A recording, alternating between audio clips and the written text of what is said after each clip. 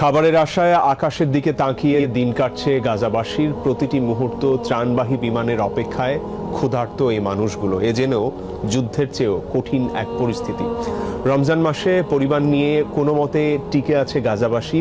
আন্তর্জাতিক সংস্থাগুলো বলছে এভাবে চলতে থাকলে উপত্যকায় আরও ভয়াবহ রূপ নেবে দুর্ভিক্ষ পরিস্থিতি।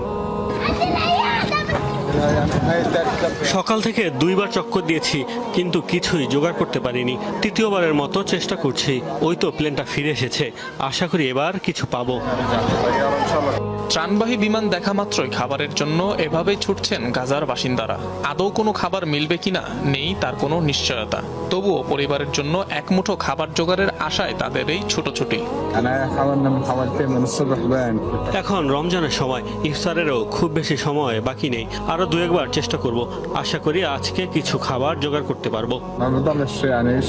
বিমান থেকে ফেলা ত্রাণ